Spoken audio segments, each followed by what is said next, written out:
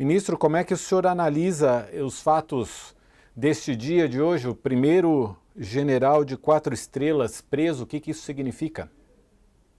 Não, são fatos muito graves, né, Mauro? São fatos muito graves e há evidências desses fatos vêm sendo apresentadas por um trabalho autônomo, com toda a preocupação técnica por parte da Polícia Federal e do Judiciário brasileiro. E o nosso papel enquanto governo não é comemorar uma atuação, uma situação, nem buscar perseguir individualmente ninguém. Nosso papel como governo é garantir que o apoio institucional ao trabalho de apuração, de investigação da Polícia Federal e as determinações que estão sendo feitas pelo Judiciário, que está sendo muito firme nesse inquérito, ocorram dentro do processo democrático, dentro do Estado Democrático de Direito, cumprindo absolutamente todas as regras, mas que não exista qualquer situação de se titubear em relação à necessária apuração, reunir provas, evidências e a veemente punição daqueles que participaram de atividades criminosas, que planejaram assassinato de pessoas, participaram do planejamento, inclusive de ataques ao aeroporto com carros-bombas, que durante anos estimularam a cultura de ódio à democracia no país, que fez com que outras pessoas cometessem crimes e que planejavam um ataque à democracia. Então, nós não estamos comemorando, nós estamos só reafirmando que mais um passo está sendo dado com as evidências sendo trazidas, que vão cada vez mais trazendo informações que mostram que existia, de fato, organização criminosa a partir do Palácio do Planalto, que planejou e cometeu crimes contra a democracia, buscou cometer crimes contra a vida de pessoas, como um presidente eleito, um vice-presidente eleito, um ministro da Suprema Corte, levou pessoas a cometerem crimes, inclusive a perder sua própria vida, como foi aquele indivíduo que buscou fazer um atentado à Suprema Corte, e que, por isso, tem que ser absolutamente, devidamente punidos dentro do processo legal, dentro do Estado Democrático de Direito. Ministro, quando a corrente mais ligada ao ex-presidente Jair Bolsonaro e o próprio ex-presidente falam em anistia, o que o senhor pode dizer a respeito disso? Mauro, esta semana, através do Conselhão, chamado Conselhão, que é o Conselho de Desenvolvimento Econômico, Social e Sustentável, que é uma das minhas responsabilidades dentro do governo, além da relação com o Congresso Nacional, governadores e prefeitos, é coordenar o Conselhão, uma Câmara Técnica, que é a Câmara Técnica de Defesa da Democracia, de Reforma das Instituições, formada por vários juristas, fizeram uma manifestação no Pleno do Conselhão, inclusive entregaram um manifesto ao Pleno do Conselhão, ao Pleno da República e ao Judiciário. Fizeram questão, inclusive, de que a gente fizesse convite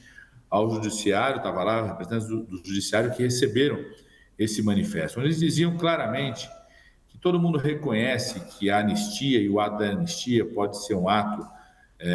muito nobre, pode ser um ato que busque reconciliação, mas ele não pode ser um discurso e uma prática para impedir ou criar obstáculos para o processo de apuração, investigação e devida punição de golpistas contumazes, é o que diz o manifesto, de pessoas que, a partir de uma organização criminosa criada a partir dentro do Palácio do Planalto, usando todos os instrumentos do aparato do Estado, várias evidências mostram do uso da ABIN, do uso da Polícia Rodoviária Federal, agora do uso de recursos de financiamento, da estrutura do Palácio do Planalto, para cometer crimes contra a vida e contra a democracia. Então, o discurso da anistia e um ato de anistia não pode servir como um obstáculo para impedir a apuração e a punição desses criminosos. Então, eu acredito que cada vez mais esse discurso vai perdendo força, porque as evidências trazidas pela apuração da Polícia Federal são cada vez mais fortes, mais robustas e mostram que não foi apenas um movimento político, que já seria muito grave, de ocupar a Suprema Corte, ocupar o Congresso Nacional, tentar impedir o funcionamento do governo. Foi, além disso, foram vários atos planejados previamente, entre eles o planejamento do assassinato de um presidente eleito, do assassinato de um vice-presidente eleito, do assassinato de um ministro da Suprema Corte, que nenhuma ditadura do Brasil chegou a cometer este ato de assassinar o ministro da Suprema Corte, né, de soltar um carro-bomba no aeroporto de Brasília, de vários outros atos criminosos. Então, eu acredito que vai perdendo força cada vez mais e cada vez mais vai se ampliando aquele movimento que foi um movimento muito importante no dia 8 de janeiro para dar uma resposta institucional à tentativa do golpe, vai se ampliando esse movimento no sentido de não permitir qualquer tipo de tergiversação na necessária apuração e punição dos responsáveis, caso as evidências e as provas sejam firmes e fortes e consistentes para isso. E, ministro, hoje a gente, voltando, né, ao tema de que a gente teve um general de 4 estrelas preso hoje, o que o governo vem fazendo, vem trabalhando ao longo desses últimos 2 anos para despolitizar as Forças Armadas, principalmente o Exército? Primeiro, viu, Mauro, nós partimos de um diagnóstico, que eu diria que é um diagnóstico importante, que durante 4 anos, o governo anterior, o próprio presidente da República anterior, cultuou um verdadeiro movimento contra a democracia. Eu sempre falo que ele era o mentor espiritual e intelectual deste movimento, que contaminou várias instituições brasileiras, não apenas as instituições militares, servidores federais de instituições civis, a própria imprensa, judiciário, legislativo, ordens profissionais, foram contaminadas com esse movimento do ódio, com a cultura contra a democracia, com o desprezo à vida. Então, nós partimos de um diagnóstico que, sim, existiu contaminação de indivíduos nessas instituições, às vezes até grupos nessas instituições, mas é importante a gente registrar que indivíduos também nessas instituições, como nas instituições militares, que ocupavam postos hierárquicos importantes, não apostaram nessa aventura, pelo contrário, criaram obstáculos, não se somaram a essa aventura golpista no planejamento do assassinato do presidente eleito, do vice-presidente eleito. Então, em primeiro lugar, a gente tem um diagnóstico que não é a instituição como um todo que está contaminada, não foi a imprensa inteira contaminada, não foi o judiciário, o legislativo, o executivo, ordens profissionais. Mas que, sim, ministro, desculpa interrompê-lo. Mas é que existe um histórico de participação das Forças Armadas na história da nossa República, existe um histórico da participação das Forças Armadas em golpes ou tentativas de golpe. Como é que a gente faz para que isso acabe por aqui, para que as Forças Armadas cumpram o seu papel, um papel importantíssimo,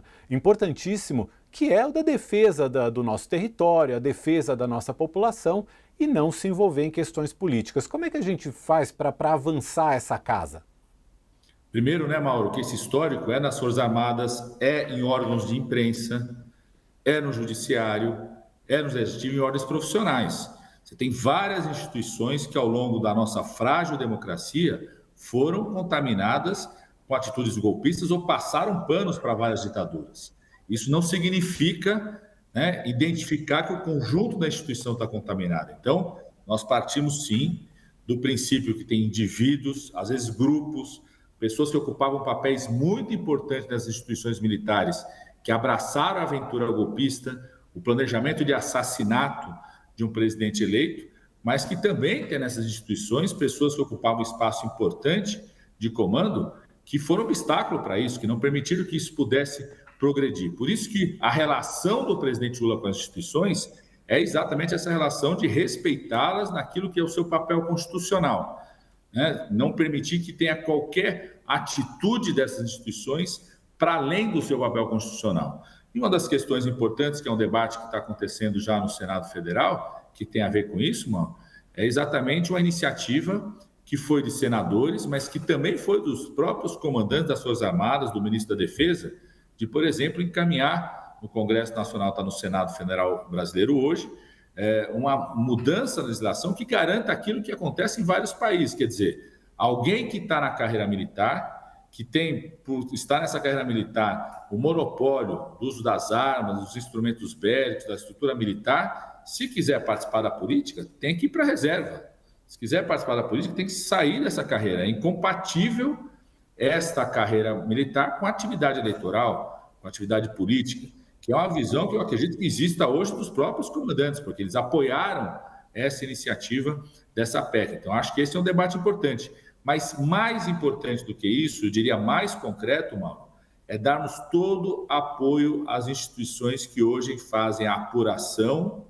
dos crimes cometidos, trazer as evidências dos crimes cometidos, trazer à luz para a sociedade a gravidade dos crimes que eram planejados. Talvez, sim, o trabalho da Polícia Federal, ninguém imaginava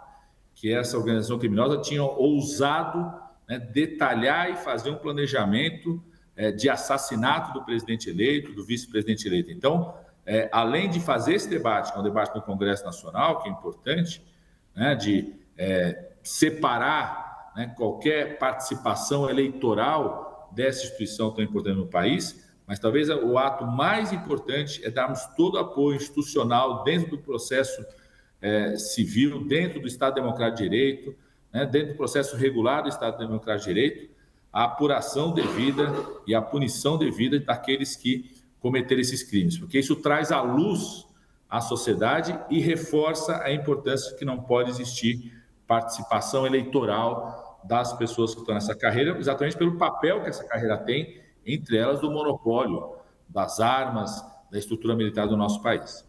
Ministro, eu sei que eu preciso liberá-lo, mas eu tenho uma última pergunta para fazer. Hoje, a gente sabe que o presidente Lula segue internado no Hospital Sírio-Libanês, aqui em São Paulo. Hoje o boletim médico que foi emitido ao meio-dia atesta a evolução do quadro de saúde, vem evoluindo bem, existe a previsão de alta já na semana que vem. Eu queria saber se o senhor chegou a conversar hoje com o presidente Lula e se ele comentou alguma coisa sobre essa prisão do general Braga Neto.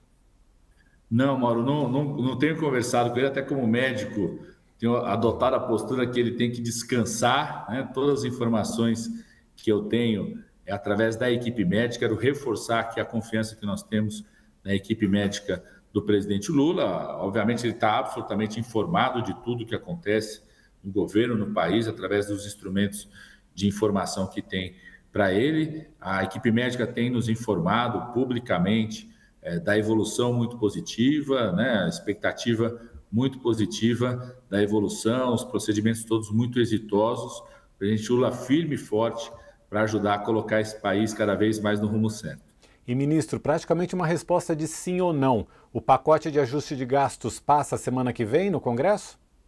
Eu estou confiante que nós vamos aprová-lo, pelo compromisso, inclusive, dos líderes, aprová-los até o final desse ano para consolidar o marco fiscal do nosso país. O governo vem cumprindo o marco fiscal, dando força ao marco fiscal, e a aprovação dessas medidas vão contribuir ainda mais para esse crescimento que seja sustentável no nosso país. Ministro Alexandre Padilha, a gente agradece muito pela gentileza, pela sua disponibilidade em atender ao UOL News. Volte sempre aqui ao canal UOL. Muito obrigado. Eu que agradeço, Mauro. Um grande abraço a todos.